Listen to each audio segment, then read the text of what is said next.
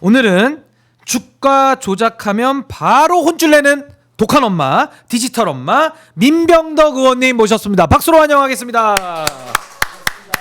예, 아이고 우리 의원님 요즘 너무 바쁘시더라고요. 제가 여기 보니까. 네. 예. 요즘 바쁜 것들이 몇 개 있습니다. 예. 디지털 자산 때문에도 바쁘고. 그렇죠. 디지털 자산. 네. 예. 그다음에 삼부토건 때문에도 바쁘고. 주가 조작. 예. 그리고 제가 또 저희 당에서 하고 있는 을지로위원회 아하. 을지로위원장입니다. 아, 을지로 위원장으로 예, 또 일하고 계시고. 대한민국 가장 억울한 사람들, 억울한 사건들이 가장 많이 모이는 곳입니다. 예, 아 억울하신 분들이 네네. 가장 많이 모이시고 또 그 억울하신 분들의 민원을 또 해결해 주시는 이제 그런 일들을 우리 민병덕 의원님께서 하고 계십니다. 의원님 저희 엄마 시대 방송 못 들어보셨겠죠? 예, 못 들어봤습니다. 그래서 저희가 시작한 지 얼마 안 됐기 때문에. 예, 그래서 예. 론칭한 거에 대해서 제가 축하드립니다. 아유, 3회더라고요. 3회. 감사합니다. 예, 3회입니다. 예, 오늘. 축하드립니다. 예, 아니 의원님 근데 저희 엄마 시대 최초로 저희가 모신 남성 의원이세요. 최초 게스트입니다. 엄마 같은 사람을 모시는 게 아니고 엄마를 모셔야 됩니까? 그래서 주로 엄마로 저희가 이제 처음에 소개할 때는 처음이니까 예, 익숙하게 하려고 이제 세 그렇게 번째니까 됐다가 엄마 같은 처음으로. 사람도 모시면 됩니다. 예. 저는 새 아이의 아빠인데 어. 그래도 새 아이를 키운 정말 제가 애들 잘 키우거든요. 그러니까 엄마 마음 이해 많이 하시고 공감 많이 하시죠. 그럼요. 그 애들이 예. 아빠의 그 권위를 느끼는 게 아니라 음. 무슨 일이 생기면은 상의를 해야 될 어. 사람으로 제가 딱 느껴지는 아빠를? 사람이거든. 그럼요. 되게 따뜻하시고 자상하신 것 같습니다. 예, 제가 거의 화를 한 번도 안 내본 애들한테. 오 진짜로요? 네. 와 그러시구나. 이거 검증이 안 되니까. 야 믿고 넘어가겠습니다. 근데 오늘 특히 제가 엄마 시대에 예. 제가 아빠가 왔는데 예. 엄마 같은 아빠가 왔다라고 그렇죠. 생각하시면 되고 예. 그리고 특히 오늘은 윤석열 전 대통령 지금 내란 수개로 수사받고 있는 분이 맞습니다. 예. 다시 재구속될 그날 아니겠습니까? 아주 중요한 날이죠. 예, 아주 중요한 날입니다. 예. 예. 그래서 오늘 가장 그 엄마 같은 아빠 출동하셨습니다. 자, 근데 하나만 더 공통 질문 드릴게요. 우리 민병덕 의원님께 이건 뭐 개인적인 겁니다만은 엄마 그러면은 좀 어떤 의미가 좀 있으실까요? 엄마라는 단어가 가지는 의미 어떤 게 있으세요? 저는 어머니가 일찍 혼자 되셔가지고 아버지가 아버지가 일찍 돌아가셨어요. 아버님께서 예. 네. 그래서 엄마는 일단 기본적으로 친절함이었다. 친절함과 따뜻함 모두 다 가지고 있는 것이었지만 예. 굉장히 강했어요. 음. 뭐 강하게 강한 게 아니라 그 인내심이 엄청난 그런 사람이었고 예. 또 특히 또 매우 현명했습니다. 그래서 제가 중학교 때 고등학교 때 특히 고등학교 때는 광주에서 자취를 했는데 예. 학교 다니다가 힘들면 밤에 9시 반에 버스를 타고 2시간 걸리는 제 고향까지 내려가서 밤새 어머니랑 이러저런 얘기를 하고 나면은 모든 문제가 풀리는 그런 엄청난 신사임당 같은 현명한 사람이었어요. 어머님의 따뜻함과 현명함. 야, 저희 엄마 시대가 가는 방향과 매우 비슷합니다. 예, 아유 너무 감사합니다. 그래서 일단 오늘 저희가 또 공통 질문 좀 드려봤고 이제 본격적으로 현안에 대해서 좀 여쭤보도록 하겠습니다. 의원님을 이제 디지털 엄마라고 부르는데 정말 거의 어머니급입니다. 디지털 엄마. 이 디지털 자산 기본법이라는 게 있는데 요거 좀 자세히 설명을 좀 해주셔야 될 것 같아요. 좀 생소하신 분들이 계실 것 같거든요. 요 법이 어떤 법안입니까? 그래요. 디지털 엄마니까 뭘 낳아야 되는데 예. 제가 디지털 자산 기본법을 낳았기 때문에 그렇죠. 잉태해서 낳았기 예. 때문에 그런 것 같고 근데 제가 하나만 낳은 게 아니라 3개를 낳았어요. 3개? 예. 예. 제일 처음에 STO법이라고 토큰 증권, 토큰 예. 투자, 분산 투자하는 이런 그 STO법도 나왔고요. 예. ETF 지수에 투자하는 ETF 법도 지금 발의해 놓은 상태고 예. 그리고 이제 디지털 자산 기본법 세 가지를 잉태해 놓은 상태다라는 예. 거고 여기에서 디지털 자산 기본법은 말 그대로 기본이 되는 법이에요. 그렇죠. 이 디지털 자산과 관련된 전체를 통할하는 그런 법인 거예요. 예. 먼저 디지털 자산부터 설명하면은 디지털 자산이 좀 익숙하지 않잖아요. 네. 디지털 자산? 우리가 흔히 생소해요, 개념 그렇죠. 자체는. 예. 우리 흔히 듣고 있는 가상 자산이에요. 가상 자산. 가상자산. 가상 예. 자산. 그런데 가상 자산이 굉장히 부정적인 의미거든요. 뭐 없는 자산? 가상 자산? 없는데 무슨 자산이야? 이런 느낌이잖아요. 그래서 예. 좀 허황돼 보이잖아요.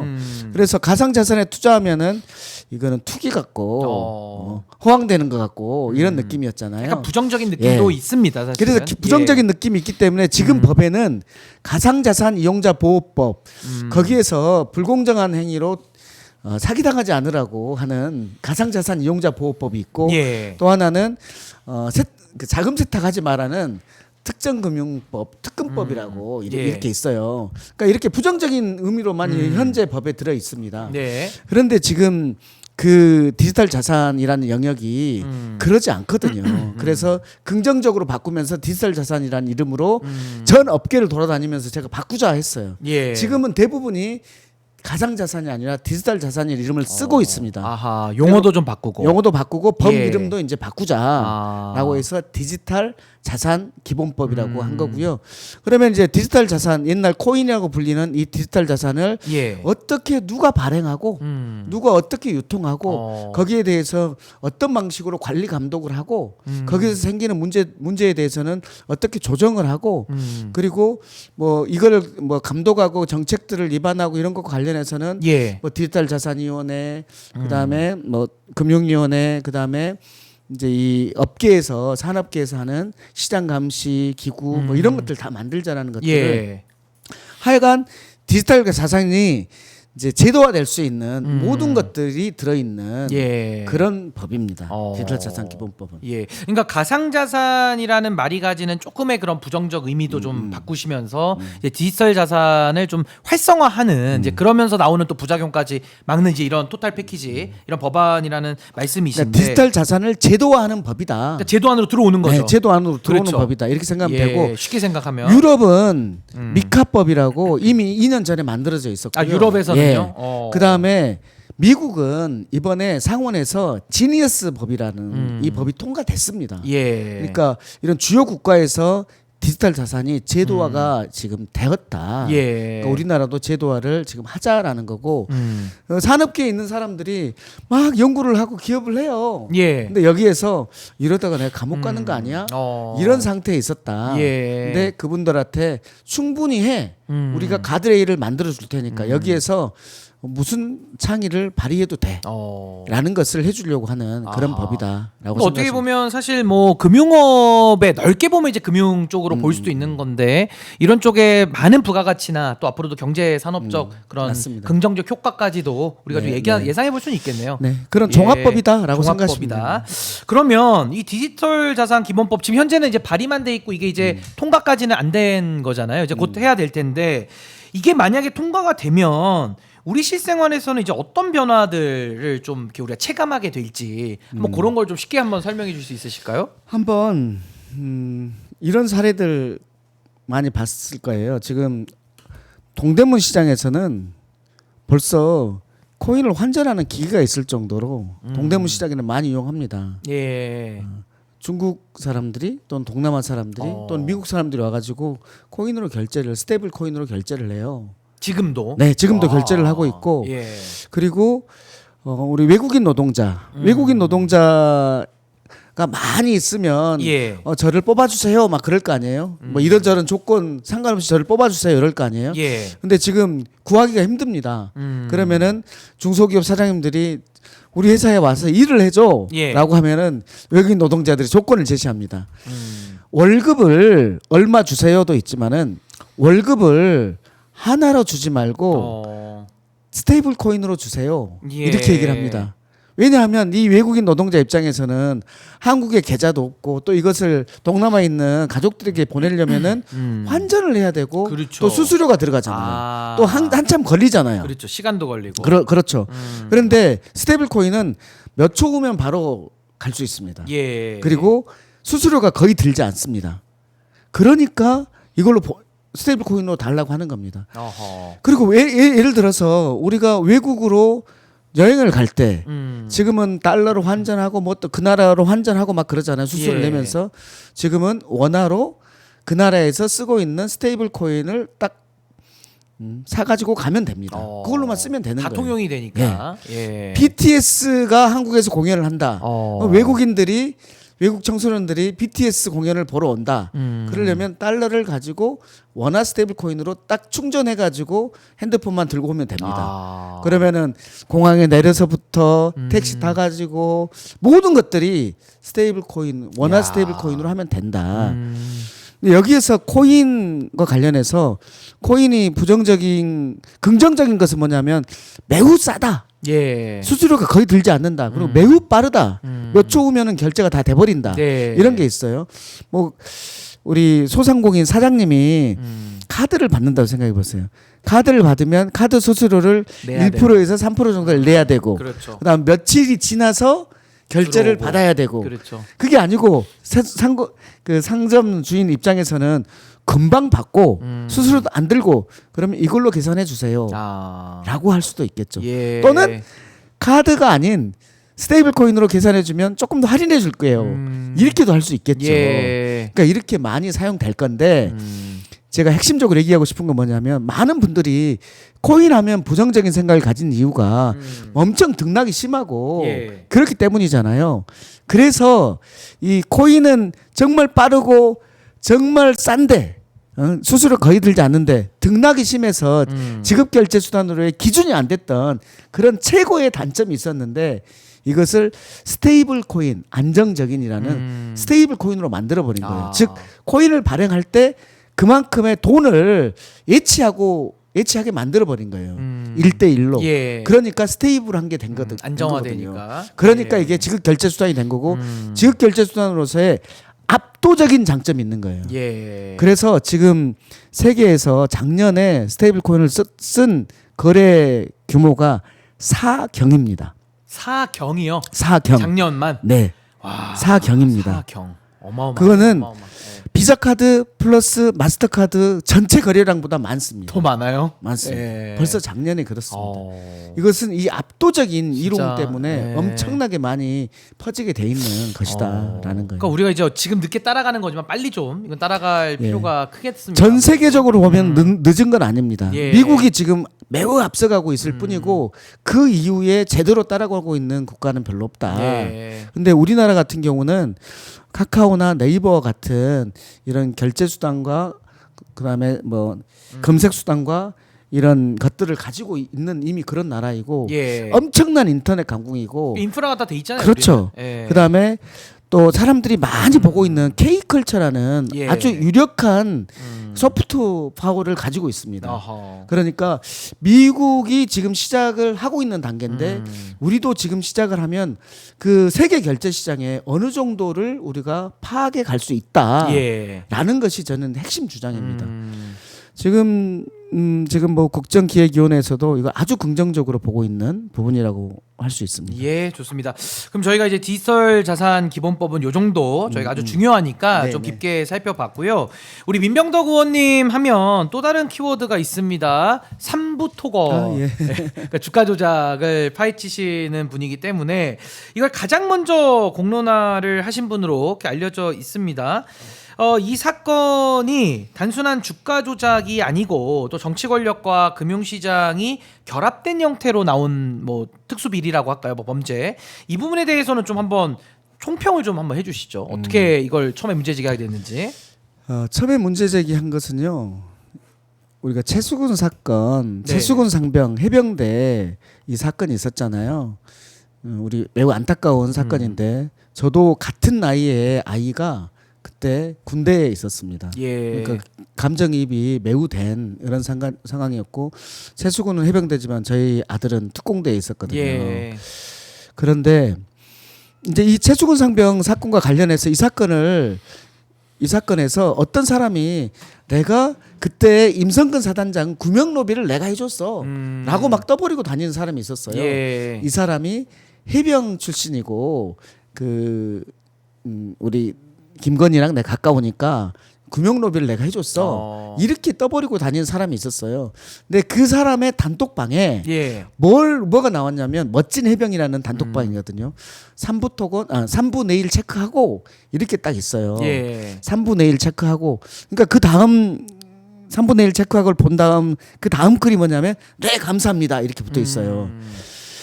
거기에서 엄청 재밌는 일들이 있었는데 예. 그 3부가 국힘당 의원이 골프 3부를 얘기하는 거야. 골프 3부 예약하고 이런 의미야. 예. 라고 막 했어요. 근데 군 골프장은 보안 때문에 야간에 3부를 하지 않습니다. 그 임성근 사단장이 와서 증언을 했죠. 예, 3부는 없다고. 없습니다. 이런 거예요. 그럼 골프장이 눈에 아니네. 없고. 예. 그리고 또 골프장이면 골프장을 체크해라고 예. 했으면은 네 알겠습니다 그래야 되잖아요. 뭐 된다 안 된다 이렇게 얘기해야 네, 되는데. 근데 네 감사합니다 그랬어요. 뭘 네 감사합니다는 뭘 주니까 고맙습니다 이런 거잖아요. 그렇죠. 예. 뭘 준 거예요. 3부 토건을 내일 체크해라는 정보를 준 거예요. 정보를 준 거예요. 예. 그 사람이 누구냐면 이종호라는 사람입니다. 이종호 씨. 예, 이종호가 예. 누구냐면 도이치모터스 사건으로 실형을 받은 예. 김건희 계좌를 관리했던 사람. 그 블랙펄 인베스트먼트. 네, 인베스트먼트의 그 사람이거든요. 그렇게 연결되는 거예요. 아. 그러면 이 이종호라는 사람이 이 그 김건희한테 임성근 사단장 예. 로비를 했다고 하면서 또 삼부토건과 관련된 것이 나와요. 그래서 그 삼부토건 그 다음 날짜들을 봤어요. 무슨 일이 있었는지. 예. 라고 봤더니 그 다음 날짜에 우크라이나 젤렌스카 여사가 방문을 하고 그 다음 날 김건희 여사를 만나고 예. 그리고 나서 이제 기재부 장관이 차관을 공유하는 협정을 맺고 그리고 삼부토건 대표가 예. 국토부 차관을 만나고 그리고 국토부 장관이 폴란드에서 주최하는 우크라이나 재건 포럼에 예. 참석을 하고 거기에 삼부토건 회장도 참석을 참석하고. 그 장관이 원희룡 장관. 예, 원희룡 장관인 거죠. 예. 그리고 나서 이제 그 주가가 급등 5배나 급등했다가 폭락한 예. 전형적인 주가 패턴을 그린 예. 그런 사건이거든요. 그러니까 이 주가 조작이라는 이 금융에다가 그리고 도이치모터스까지 연결됐던 그 사람에다가 그 선수들이 들어왔고. 예, 그 손 들어왔고 예. 근데 이것의 호재를 만든 것은 우리의 외교, 국방, 안보 예. 이 문제를 가지고 23년에 만들어진 사건이다. 야. 라는 것이고 그럼 이 정보를 누가 예. 이종호에게 줬겠느냐. 이거는 김건희일 수밖에 없다라고 생각하는 거고 거기에 원희룡도 같이 예. 가서 도와준 거잖아요. 장관으로서. 네, 장관으로 도와준 예. 거잖아요. 그리고 이거는 뭐 나중에 더 수사해봐야 알겠지만은 외교 안보 사안이니까 안보실, 뭐 외교부 다 수사를 아마 해봐야 대통령실. 될 겁니다. 대통령실까지. 그런 사안입니다. 이거는 엄청난 종합 비리라고 봐야 되는 그런 사건입니다. 역대급 사건인데요. 역대급 사건이에요. 예. 대통령직에 있으면서 예. 그 우리 국방, 외교 이 모든 정책들을 가지고 하고 그리고 거기에다가 자기가 도와주는 예. 그 해외 순방 일정까지 조정을 한 거 아니에요. 우리 대통령께서 예. 우크라이나 방문이 갑자기 이루어진 겁니다. 우리가 폴란드를 방문했다가 오는 일정에서 예. 갑자기 우크라이나를 방문해서 그 협약을 한다는 것이 이게 이해가 됩니까? 예. 그러고 나서 5배 올랐어요. 그 이후에. 예. 그러면 이 삼부토건이라는 회사는 해외 사업을 하는 회사였냐? 예. 아닙니다. 여기 등기에 보면은 예. 접고 있다. 해외 사업을 접고 있다. 해외 사업 안 하고. 해외 사업을 접고 있다고 등기에다 그냥 써놓은 예. 이런 상태의 회사예요. 근데 이 사람이 이 회사가 우크라이나 재건 포럼이라는 이 포럼에 참석을 한 거예요. 이거는 어떻게 말할 수 있냐면 예. 월드컵 경기에 예. 조기축구팀이 참가한 겁니다. 월드컵에. 월드컵에. 갈 수 없는데 사실. 갈 수 없는데. 아니 그러면 좋습니다. 도이치모터스 주가 조작이 있고요. 이거 이제 김건희 특검팀에서 이제 수사하고요. 삼부토건도 주가 조작 이제 혐의가 아주 짙은 아까 말씀하신 국가 정책을 동원한 역대급 종합 비리 세트가 이제 되는 건데 여기 이제 등장하는 이름이 이제 이종호라는 인물을 좀 저희가 유심히 봐야 될 것 같아요. 도이치모터스도 같이 또 삼부토건도 뭔가 그 증거들은 지금 쏟아져 나오고 있는데 이종호와 그 삼부토건의 관계 요거는 좀 어떻게 우리가 한번 좀 알아볼 수 있나요? 이종호가요. 네, 3부하고의 관계. 3부는 모른다고 네. JTBC나 다른 언론이나 모른다고 말을 하고 있어요. 처음에는 네, 모른다고 하고 예. 있어요. 그런데 최근에 밝혀진 거에 따르면 모르는 게 아닌 것 같아요. 3부 예. 이렇게 돼 있어. 3부 토건 관계 회사를 인수를 했어요. 이종호 씨가 이종호 관련된 씨가, 예, 인수를 했어요. 인수를 했다. 네, 그러니까 이 멋짐의 해병에 나오는 우리 예. 뭐 김 변호사 있잖아요. 김기현 변호사. 예, 김기현 변호사. 이분이 예. 이종호한테 선배님 요즘 뭐 어떠세요? 바쁘세요? 그랬더니 요즘 바빠. 무슨 회사를 인수하느라고 바빠. 요거는 그러니까 시점은 삼부토건 그 주가 조작으로 의심되는 시점 이후죠. 그렇죠. 이후에 있었던 전화 내용입니다. 예. 하느라고 바빠. 이렇게 얘기해요. 그래서 그 회사가 어떤 회사예요? 이런 회사인데 지금 요즘 인수하느라고 엄청 바빠. 인수했어. 예. 이렇게 나오는 거예요. 근데 그 회사를 보니까 삼부토건 관련 회사예요. 삼부토건 관련 회사를 인수한 분이 삼부토건을 나 전혀 모른다? 라고 말이 되느냐. 예. 이 부분이 있는 거고. 그리고 그러면 그 카톡방에서의 3분의 1 체크하고 그것도 뭐예요? 이것은 무엇이냐 라는 것인 거죠. 예. 거기에 이 사람이 또 도이치모터스의 주가 조작. 그거는 명백한 거잖아요. 예. 김건희만 빼준 거죠. 그건 사실은 그냥 유죄가 빼준 많이 거죠. 나왔고. 예. 그렇죠. 도이치모터스 사건은 발생 시기 그러니까 예. 삼부토건은 발생부터 이 지금 무마 단계 이것까지 예. 모두 다 권력형이라면 도이치모터스는 시작할 때는 권력형이었는지에 대해서는 의문이에요. 잘 몰라요. 그렇죠. 주가 조작 할 주가 조작 당시에. 할 당시에는. 예. 근데 그 이후에 수사나 이 과정에서는 완전히 그렇죠. 검찰 그 중앙지검장 검찰총장의 힘이 예. 들어가는 거고 대통령 힘이 들어가서 결국 무혐의까지 해준 예. 이런 사건인 거죠. 그러니까 덮어준 부분은 뭐 김주현 수석, 그렇죠. 이창수 지검장, 조상원 차장 다 이제 옷 벗고 나갔습니다. 수사 그렇죠. 받아야 되고. 아니 그럼 의원님, 뭐 웰바이오텍, 뭐 DYD 뭐 이런 회사들의 이름은 왜 나오는 겁니까 지금? DYD의 예. 자회사가 예. 삼부토건이고 예. 또 다른 자회사가 웰바이오텍입니다. 웰바이오. 예.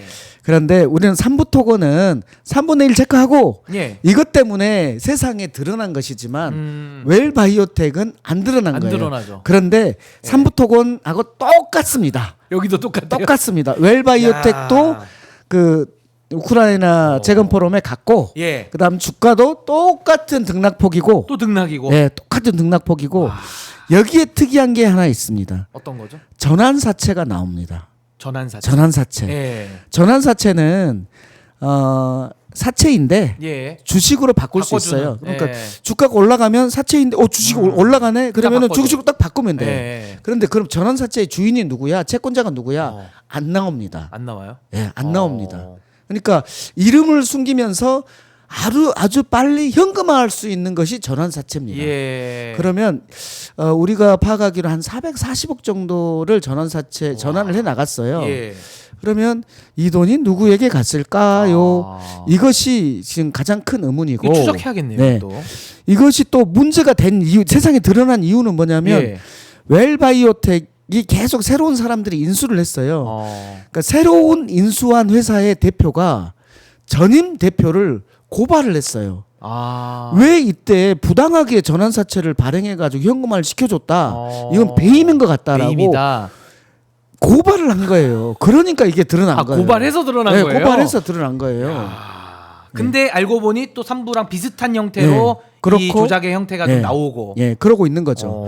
그렇기 때문에 진짜 재밌는 심각하네, 지금. 심각한 거예요. 아니 그래서 지금 의원님 특검에서도 지금 뭐 수사를 삼부토건부터 먼저 잡은 이유가 아마 있을 것 같고요. 그것도 좀 설명을 해주시고 앞으로 그러면 이제 웰바이오텍 뭐 DYD 뭐 말씀해 주셨는데 뭐 전환사채로 한 부분도 이제 의심쩍다 하면 앞으로 이거 수사 대상자가 굉장히 늘어나겠습니다. 어떻게 수사를 좀 전망하십니까?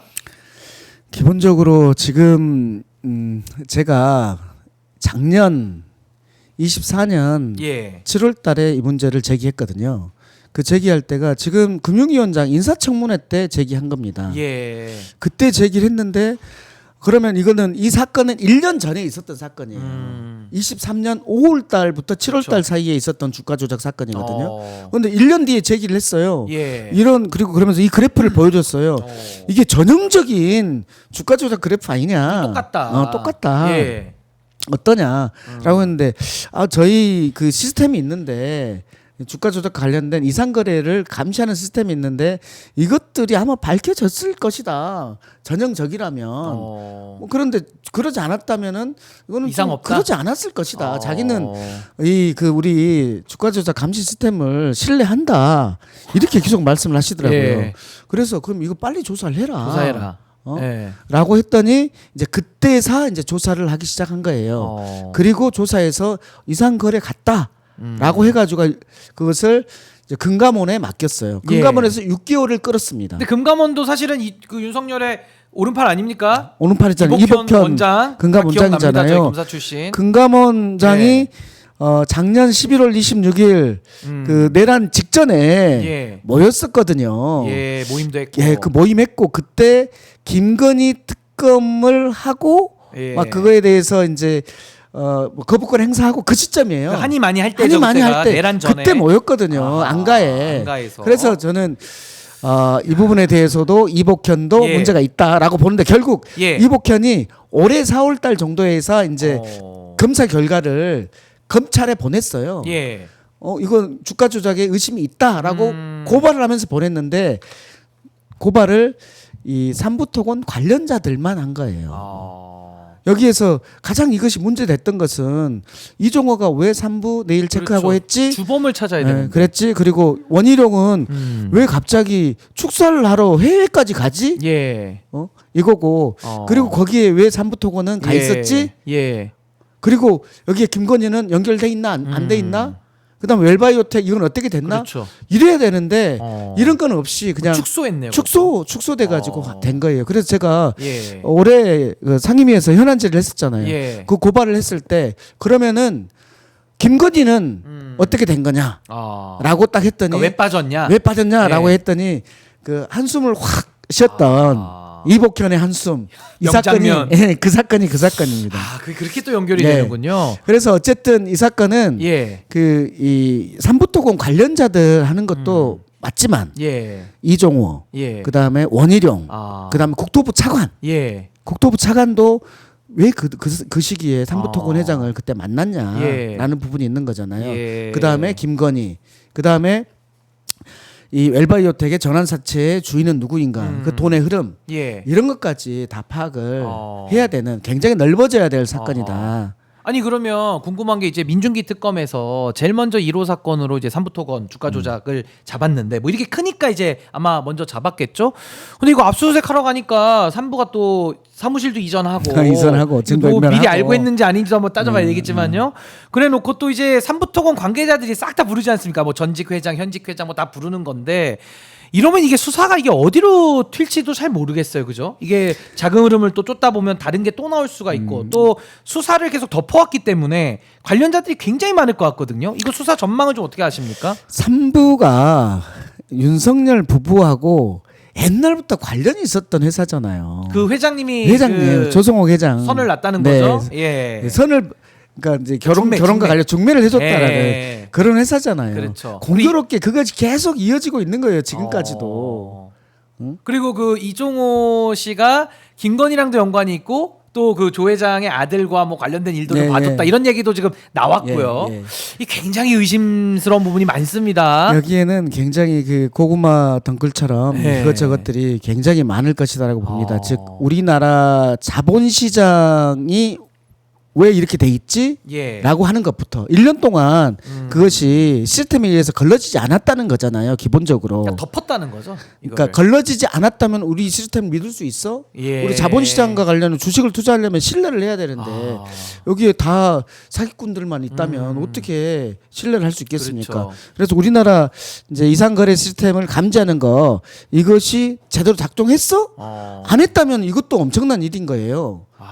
두 번째는 작동했어? 그럼 누가 덮었어? 누가 덮었냐도 중요한 여기에서도 엄청난 문제인 거죠. 그 다음에 우리 금감원이라는 곳이 6개월이나 걸려서 이것밖에 못한 거야? 그리고 그렇게 해서 검찰로 보냈어. 근데 검찰에서는 배당하자마자 다시 금감원으로 보냈어. 이게 뭔 짓거리야?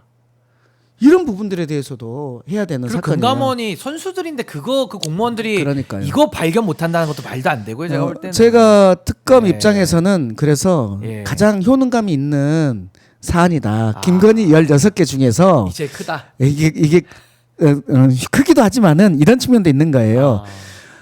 검찰이 계속 덮었잖아요. 우리 예.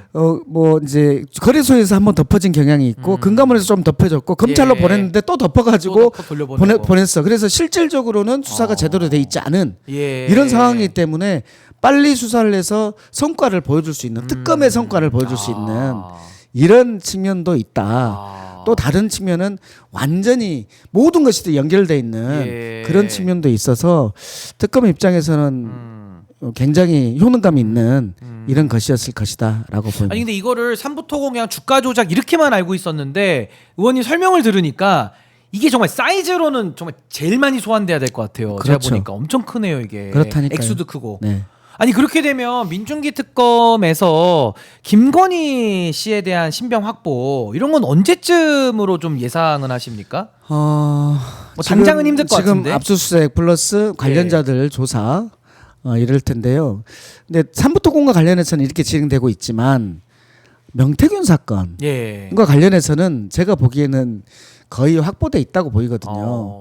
명태균 사건 관련해서 어제 뭐 윤상현이라든지 김영선 자택. 예, 자택이라든지 뭐 그다음에 김상민 검사, 예. 김상민 검사 그 창원에 출마했던 예. 검사입니다. 예, 이런 사람들에 대해서 했는데 저는 이거는 부수적이고 이미 녹취록에서 이미 다 나와 있잖아요. 그렇죠. 그래서 대통령 육성도 있었고. 그렇죠. 그래서 그 창원지검에서 이걸 조사했던 검사들 8명이 예. 연판장을 돌렸잖아요. 연서로 김건희 소환 조사가 필요하다라고 그렇죠. 수사 보고를 올렸는데 그 수사 보고가 언론에 공개가 안 됐었잖아요 그때. 그것도 또 덮었어요. 네, 그것도 그때 내란 덮었잖아요. 전에 내란 또 전에 덮었어요. 덮었었잖아요. 11월달에. 지금 무슨 말이냐면 창원지검에서 수사했던 그 8명의 검사들이 소환 조사가 필요할 정도입니다라고 연설을 할 정도로 수사 보고서에 올렸다면 이미 소환 조사, 구속 수사를 할 수 있는 명태균 건에서 이미 다 확보됐다라고 보는 거예요. 아니 그럼 요거 한번 여쭤볼게요. 지금 명태균 건도 이제 어제 윤상현 의원부터 이제 줄줄이 다 이제 정치인들 수사도 할 것이고 또 한켠으로는 3부부터 해가지고 양평 고속도로가 있어서 국토부 장관 원희룡 전 장관도 뭐 소환이 거의 임박했거든요. 네. 그러면 이거 원희룡 의원 쪽이 먼저 구속될 것 같습니까? 아니면 요 명태균 쪽 관련된 윤상현 요쪽이 먼저 구속됩니까? 이건 어떻게 보십니까? 뭐 다 될 것 같긴 한데. 그래도. 원희룡 같은 경우는 양평에서 왜 이렇게 했는가에 대해서 조사해야 되잖아요. 그러면 원희룡은 분명히 자기가 뭐 했다라고 그분 스타일상 검사 출신 사람들은 자백하지 않습니다. 저는 자백하는 검사 출신 사람을 본 적이 없어요. 본 적이 없으시고. 예, 고발 사주에서도 김웅, 손준성 다 자백하지 않았습니다. 이거 실은 명백한 사건이거든요. 고발 사주 사건 생각나시는지 모르겠는데 그 사건도 그렇고 이것도 원희룡이라는 검사 출신 사람이 자백하지 않을 겁니다. 그러면 그 주변을 다 털어야 되거든요. 양평권 같은 경우도 그 공무원들까지 다 조사를 해야 되고 그다음에 그 용역했던 회사들 다 조사를 해야 되는 건이어서 원희룡은 조금 시간이 저는 걸릴 것이다 라고 보고 있습니다. 그러면 이제 오히려 저쪽 명태균 쪽이 수사도 되어 있고 바로도 부르긴 쉽다. 명태균 쪽으로 빨리 갈 거다라고 예상을 합니다. 아니 또 우리 의원님 말씀 들어보니까 사실 명태균 쪽은 수사 보고서도 있는데 덮은 게 문제고 또 가장 당사자라고 하는 윤석열, 김건희 둘의 육성도 이미 다 나와 있기 때문에 사실 뭐 거의 다 게임은 끝난 사안 아니냐 뭐 이런 생각도 좀 듭니다. 수사를 안 해서 문제인 거죠. 근데요. 진짜 재밌는 게 뭐냐면 재밌는 거. 명태균 건이든 양평 건이든 그다음에 도이치모터스 건이든 삼부토공 건이든 다 무엇으로 연결됩니까? 제가 보기에는 한자로 연결됩니다. 한글로. 글자 하나, 돈으로 연결됩니다. 뭐 양평건 돈으로 연결됐다는 건 너무나 당연한 거고 삼부토건 도이치모터스 돈으로 연결됐다는 건 당연한 거고 명태균 건도 왜 돈이냐. 원래 김건희 여사는 김상민 검사가 조국 건에서 고생했거든. 그러니까 김상민 검사를 그 22년 6월 1일 그때 보궐선거를 할 때 지방선거 때 보궐선거가 있었잖아요. 국회의원 예. 보궐선거가 있었잖아요. 창원 의창 지역에 여기에 보궐선거할 때 그 사람을 공천해줘 이렇게 했다가 예. 두 번째는 결국은 김영선 의원이 공천을 받은 거잖아요. 그렇죠. 그러니까 2024년도 총선 때 그때 이제 김영선이 또 공천을 못 받죠. 그때 못 들렸다가 못 아니, 받죠. 아니. 예. 그것은 그때고 예. 그러니까 2022년 6월에도 재보궐을 했죠. 예, 그때 김영선이 예. 그걸 받잖아요. 예. 그게 그겁니다. 그때 받을 때 해주라 해주라 그 그거잖아요. 예. 왜 해주라 그랬냐면 예. 명태균이 이제 우리 대통령 윤석열 경선 때 여론조사를 해주잖아요. 그렇죠. 예. 공짜로 해준 게 아니고 본인 입장에서는 돈을 받아야 되는 거잖아요. 그래서 예. 돈 받으러 올라갔다 올게 예. 라고 갔다가 돈을 못 받고 오잖아요. 그렇죠. 그러면서 약속을 하고 온 거잖아요. 김영선을 공천해주라 라고 연결된 거고 그래서 김영선한테 세비의 절반을 명태균한테 예, 줘라 맞습니다. 이렇게 된 예. 거잖아요. 예. 결국 왜 그 김상민 검사를 공천하라고 했다가 예. 그 다음에 다시 바뀌었느냐 김영선으로 바뀌었느냐 예. 이것은 결국은 돈 때문이라는 거예요. 그것도. 예. 그러니까 김건희 여사 예. 이분이 가지고 있는 핵심적인 고리는 뭐냐면 돈이에요. 예. 이 돈과 관련해서 굉장히 큰 뭐랄까 집착이랄까 예. 이런 게 있다. 거기엔 모두가 돈이 연결돼 있다. 그러니까 2022년 6월이면 사실은 취임하자마자입니다, 사실은. 그렇죠. 5월에 취임. 5월 9일 날 했으니까. 예, 바로 그냥 벌어졌던 그 지방선거와 그때 있었던 재보궐 그 선거에서 이제 창원 의창 쪽에 이제 김영선 공천 해줘라 이렇게 해가지고 이제 사실은 왜 그 해줘라가 사건이 난 거고요. 됐느냐? 예. 이것이 명태균에게 이 책 잡힌 거죠 사실상. 어떻게 그러니까 보면. 명태균에게 예. 그 비용 여론조사 비용 예. 여론조사 비용 대신에 그걸 해주고 예. 그런 거예요 결국은. 결국 다 뇌물 아닙니까? 뇌물인 거죠. 다 뇌물이죠. 뇌물이죠. 사전 뇌물이든 뭐 다 뇌물입니다. 그래서 이 부분도 이제 수사가 필요하다 이렇게 정리하고요. 오늘은 이제 윤석열에 대한 이제 영장실질 심사가 있는 날입니다. 이따가 오후 2시 15분에 서울중앙지법에서 남세진 영장 전담 판사가 이제 오늘 심리를 할 건데 뭐 오늘의 영장 발부 뭐 크게 의심의 여지는 없으시죠? 어떻게 보십니까? 영장 발부될 거라고 봅니다. 영장 청구서는 66페이지, 네. 혐의는 4개. 네. 예. 전 변호사거든요. 예. 한 20년 정도 변호사를 법조인 해본 출신이시고. 저 예. 입장에서 보면은 구속영장은 3가지로 발부됩니다. 범죄가 중대하냐, 중대성. 범죄의 중대성. 예. 그리고 범죄가 중대하다 보면은 대체로 도주의 우려가 예. 있습니다. 뿐만 아니라 범죄가 뭐 중대성이 그만큼 크지 않더라도 이 사람이 평소에 도주하려고 한다. 예를 뭐 주거 부정, 예. 뭐 이런 것들이죠. 그러니까 도주의 우려가 예. 있거나 그리고 또 하나는 이제 증거인멸. 증거인멸 우려. 예. 이렇게 3가지 정도가 있는 거예요. 그러니까 이 사건은 근본적으로 가장 우리나라에서 큰 죄입니다. 예. 사형 무기에 해당되는 내란죄, 그다음 외환 유치와 관련된 죄, 예. 이것들이 근본을 깔고 있는 이것과 관련된 혐의인 것이지 예. 근본은 내란 외환 유치와 관련된 죄입니다.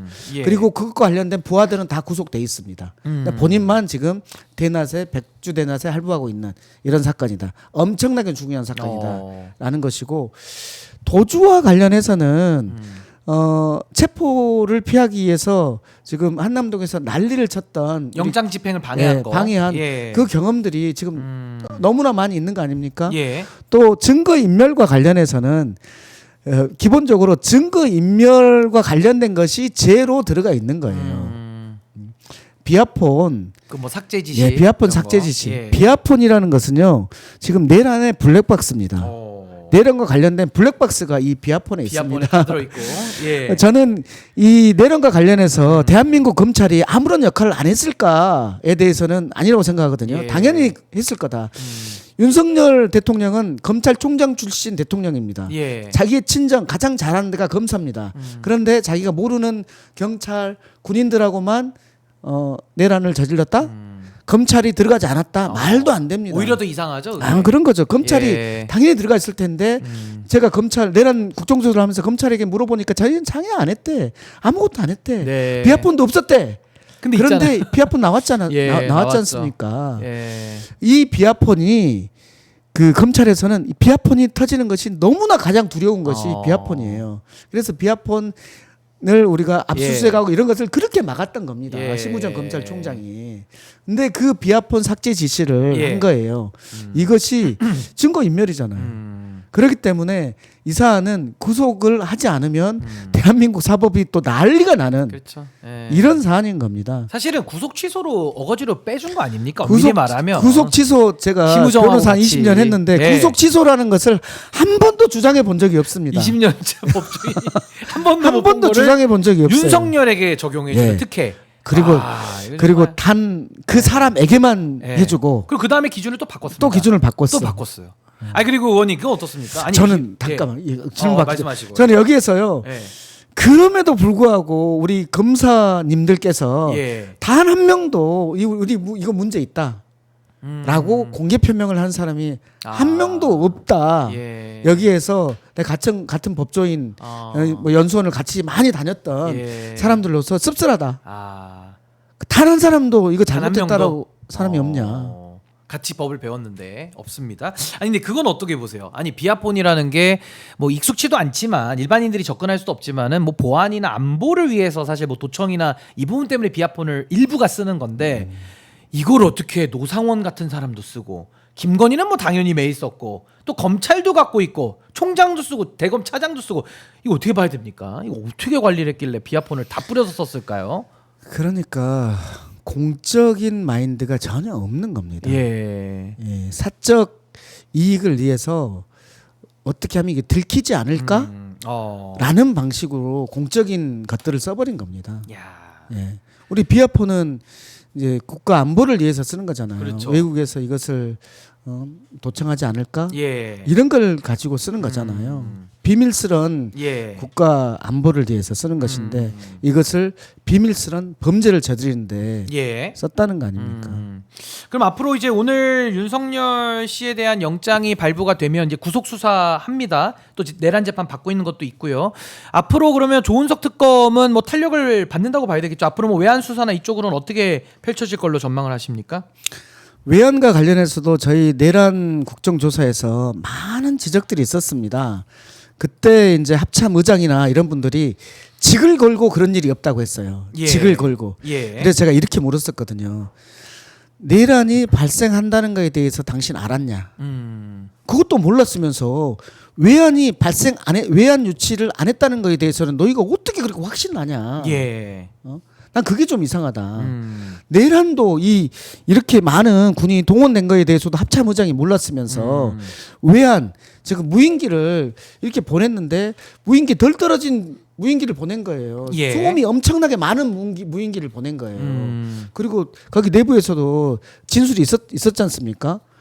그래서 저는 외환 유치와 관련해서도 외환 유치를 통해서 내란의 정당성을 확보하려고 했던 것들도 실은 거의 명백하리라고 봅니다. 예. 그래서 실제로 이 자기가 스스로 왕이 되고자 했던 윤석열의 이 권력욕에 의해서 대한민국의 모든 시스템이 엄청나게 망가진 것들이 백일화에 드러날 것이라고 봅니다. 예, 그러니까 결국에는 지금 3특검이 경쟁적으로 수사를 하고 있는데 결국 종착지는 윤석열, 김건희 부부로 다 세 특검 다 갈 것이고 그 동안에 쌓여왔던 그 여러 가지 은밀한 범죄 형태들이 앞으로 다 드러나지 않을까 그렇게 생각을 하고요. 오늘 그래도 그 삼부토건 관련돼서 이 주가 조작 사안을 또 처음으로 이렇게 공론화하신 우리 민병덕 의원님 모시고 자세한 설명을 들으니까 아주 이해가 잘 됐습니다. 마지막 끝으로 우리 민병덕 의원님께서 디지털 자산 엄마로서 저희 우리 시청자분들께 엄마 시대 시청자분들께 마무리 말씀 한번 좀 듣고 마치겠습니다. 예, 우리 아이들이 잘 모르면 우리 엄마들은 친절하게 얘기해 주잖아요. 예. 예, 디지털 자산에 대해서 많은 분들이 아직 모릅니다. 업계는 엄청나게 뜨겁지만 많은 국민들은 모르십니다. 거기에 대해서 제가 친절하게 설명을 좀 지금 요즘 해드리고 있습니다. 예. 또 하나는 뭐냐면 이것은 우리의 미래 산업이거든요. 대한민국이 성장하려면은 첨단 산업을 발전시키고 재생에너지 산업을 육성하고 문화 산업을 성장시켜서 우리가 성장을 하고 성장하면서 같이 분배도 함께 꿈꿔야 된다는 게 지금 이재명 대통령이 말하고 있는 성장과 분배의 균형이거든요.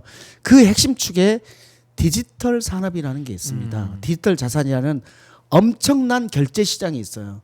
그 엄청난 결제 시장이라는 그 앞으로의 성장에 대해서 제가 말씀드리는 거고 미래를 꿈꾸라고 아이들을 위해서 미래의 판을 그려주는 것이 예. 또 엄마다.